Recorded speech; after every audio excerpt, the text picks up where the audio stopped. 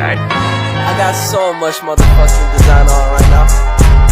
Bring it down, bring it back, make it clap. I got 3 old thoughts, new block, wear that thing. Bitches on my line, and you know. Assalamualaikum warahmatullahi wabarakatuh.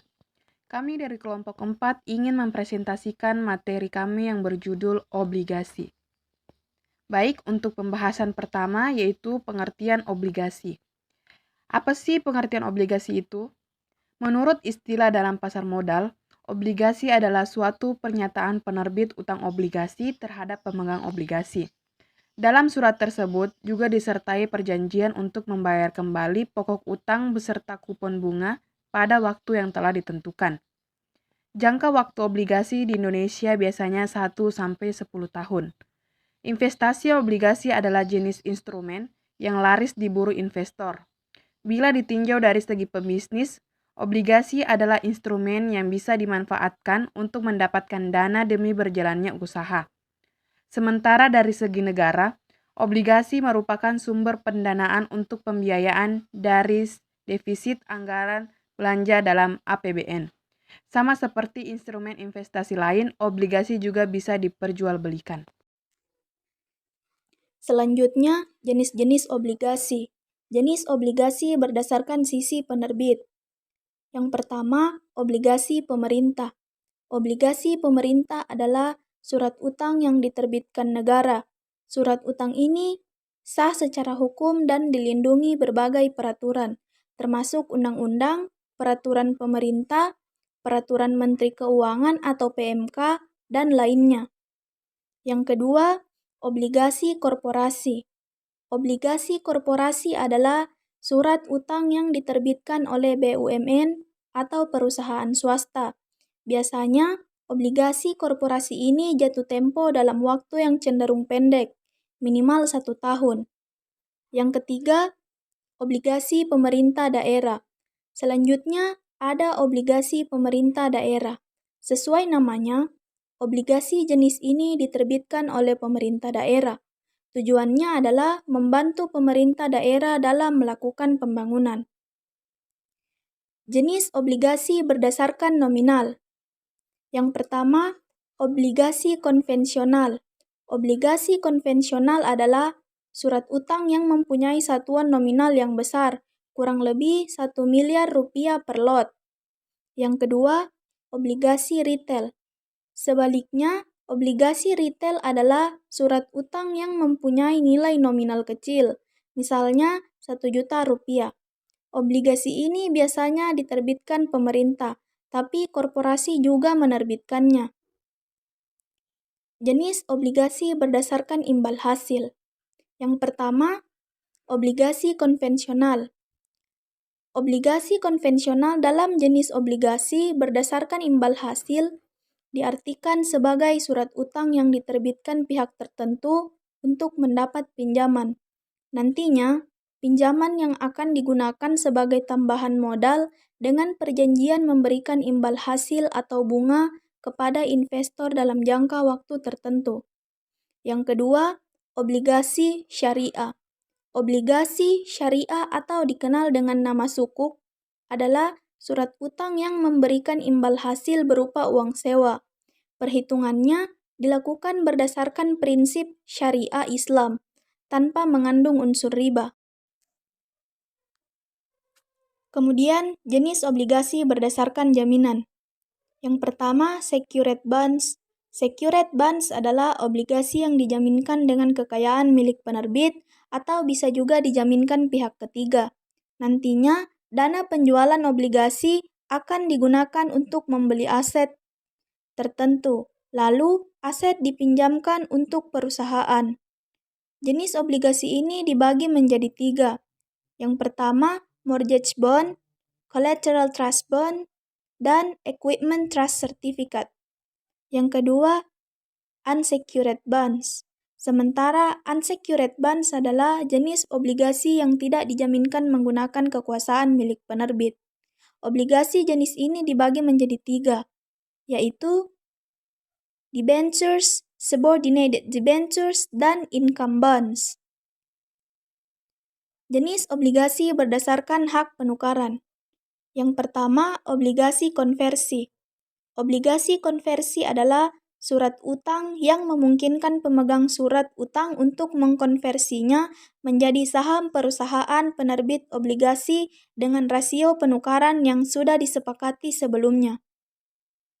Yang kedua, obligasi tukar. Obligasi tukar hampir mirip dengan obligasi konversi. Bedanya, dalam obligasi tukar, pemegang surat utang bisa mengubah obligasi menjadi saham afiliasi penerbitnya, misalnya saham milik anak ataupun induk perusahaan. Yang ketiga, obligasi opsi beli. Selanjutnya, ada obligasi opsi beli. Ini adalah surat hutang yang memberikan hak kepada penerbit obligasi untuk membelinya kembali dari tangan investor sesuai harga yang disepakati.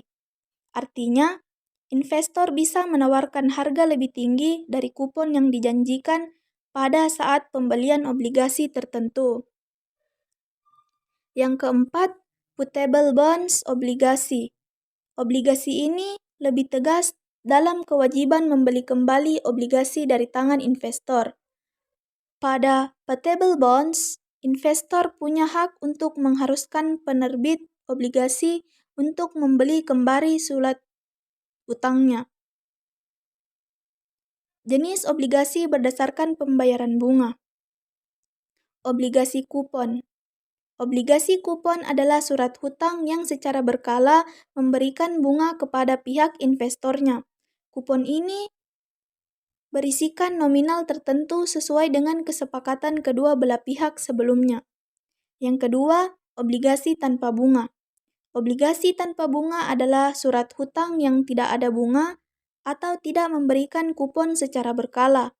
Investor yang membeli obligasi ini mendapat keuntungan dari selisih harga jual diskonto dan nilai yang tampak saat surat hutang diperdagangkan. Yang ketiga, obligasi kupon tetap. Obligasi kupon tetap adalah surat hutang yang menawarkan tingkat suku bunga tetap kepada investornya hingga jatuh tempo surat hutang tersebut. Artinya, investor sudah bisa memastikan imbal hasil yang bakal diterima. Yang keempat, obligasi kupon mengambang. Kupon yang ditawarkan oleh jenis obligasi ini bisa berubah nilainya, tergantung dengan indeks pasar uang. Pada obligasi ini, terdapat kupon batas minimal di dalamnya, yang berarti kupon yang pertama ditetapkan akan menjadi besaran kupon minimal yang berlaku sampai waktu jatuh tempo. Selanjutnya yaitu contoh obligasi yang dijanjikan dan diterbitkan di pasar modal. Pertama, obligasi pemerintah. Jenis obligasi ini diterbitkan oleh pemerintah dengan berbagai macam seri, mulai dari fixed rate, variable rate, obligasi syariah. Untuk jenis ini risikonya sangat kecil karena sudah ditanggung negara. Contoh produk obligasi ini ada dalam bentuk ORI atau obligasi retail Indonesia sebagai bentuk SBN atau surat berharga negara, SUN atau surat utang negara, SBSN atau surat berharga syariah negara. Kedua, obligasi korporasi. Sesuai namanya, obligasi ini diterbitkan oleh korporasi seperti BUMN atau perusahaan dan ditujukan dalam jangka panjang. Resiko dari obligasi korporasi lebih besar daripada obligasi pemerintah, khususnya jika pemegang obligasi gagal bayar karena sebab tertentu. Namun, kupon atau bunga yang ditawarkan biasanya lebih mahal. Contohnya, obligasi AB Sinarmas Multinansi 1 tahun 2020 seri A. Ketiga, obligasi daerah. Kewajiban ini diterbitkan oleh pemerintah daerah untuk mendanai pembangunan demi kepentingan masyarakat. Jenis obligasi ini masih asing di Indonesia, namun sudah umum dilakukan di luar negeri seperti Amerika Serikat. Keempat, obligasi global merupakan obligasi internasional yang diterbitkan dalam bentuk valuta asing atau falas. Kewajiban ini menjanjikan di luar negara penerbitnya. Contohnya, obligasi TBIG seri B yang diterbitkan pada Februari 2021 dengan kupon sebesar 6,75%. Keuntungan obligasi. Berikut ini beberapa keuntungan yang akan didapat dari investasi obligasi. Walau potensi untung tidak sebesar saham, obligasi lebih aman. Beberapa keuntungannya yaitu 1. Mendapatkan kupon atau nisbah secara periodik.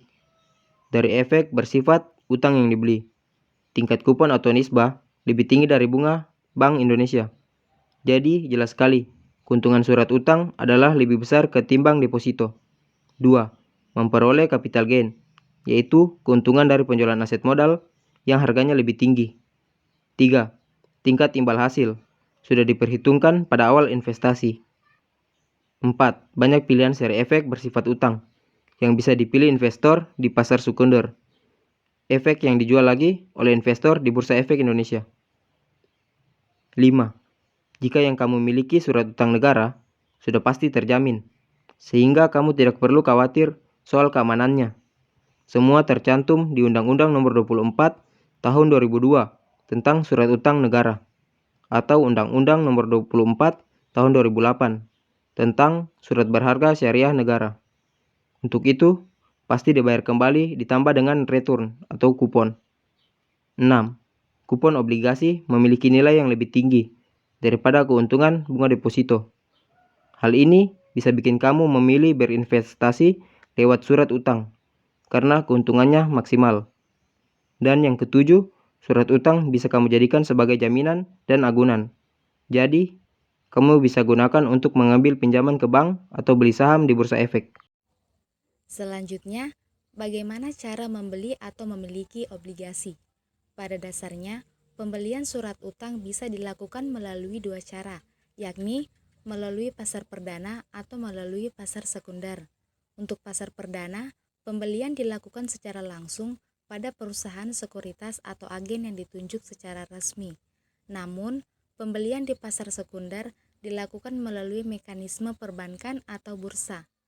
Berikut langkah-langkah untuk membeli obligasi. 1. Langkah pertama adalah membuka rekening.